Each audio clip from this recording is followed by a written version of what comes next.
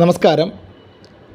ഈ വീഡിയോയിൽ ഷെയർ ചെയ്യുന്നത് മാവിൻ്റെ ബഡ്ഡിംഗ് തൈകളാണ്. നല്ല ക്വാളിറ്റിയുള്ള ബഡ്ഡിംഗ് തൈകളാണ് നമ്മളിപ്പോൾ കാണിക്കുന്നത്.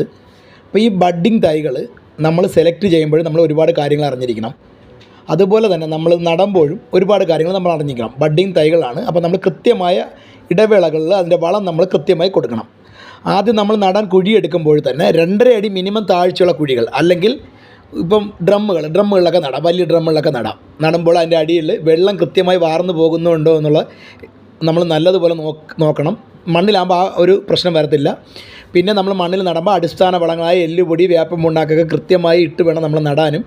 3 മാസത്തിലൊരിക്കൽ നമ്മൾ ഇതിന് കൃത്യമായ വളങ്ങളും കൊടുക്കണം. എന്നാലേ ഇത് നല്ല ഗ്രോത്തായിട്ട് വരത്തുള്ളൂ. ഇടയ്ക്കിടയ്ക്ക് സാഫ് പോലുള്ള വളങ്ങൾ നമ്മൾ സ്പ്രേ ചെയ്ത് കൊടുക്കുകയാണെങ്കിൽ കുരുടിപ്പൊന്നും പിടിക്കാതെ നമുക്ക് മാവിൻ്റെ തൈകൾ കിട്ടും. പിന്നെ നമ്മളിതിൻ്റെ ബഡ്ഡിങ് നോക്കിയെടുക്കുമ്പോൾ എപ്പോഴും ശ്രദ്ധിച്ചു കൊള്ളുക.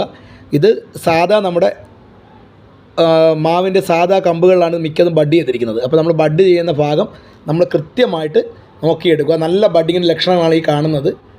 നല്ല സൈഡ് ചേർത്ത് ബഡ് ചെയ്തിട്ടുണ്ടായിരിക്കും. അത് നല്ല ബഡ്ഡിങ്ങാണ്. ഇങ്ങനെയുള്ള ബഡ്ഡിങ്ങുകൾ നമ്മൾ സെലക്ട് ചെയ്യുകയാണെങ്കിൽ നല്ല ഹെൽത്തി ആയിട്ടുള്ള തൈകൾ നമുക്ക് കിട്ടും. അപ്പോൾ നിങ്ങൾ ഈ വീഡിയോ തന്നെ അറിയാൻ കഴിയും. നല്ല ബഡ്ഡിങ് ഇതുപോലെ സൈഡ് ചേർന്ന് ബഡ് ചെയ്തതാണ് കൂടുതൽ ഹെൽത്തി ആയിട്ട് കാണുന്നത്. ഇതിൻ്റെ ആ ബഡ്ഡിങ് കമ്പുകൾ നിങ്ങൾക്ക് കാണുമ്പോൾ തന്നെ അറിയാൻ കഴിയും. നല്ല ഹെൽത്തി ആയിട്ടുള്ള കമ്പുകൾ നിങ്ങൾക്ക് ലഭിക്കും. കൂടാതെ തന്നെ നമ്മളിത് നടുമ്പോൾ ബഡ്ഡിങ്ങിന് താഴെ മണ്ണിട്ട് വേണം നമ്മൾ നടാൻ. അതും കൂടെ ശ്രദ്ധിക്കുക.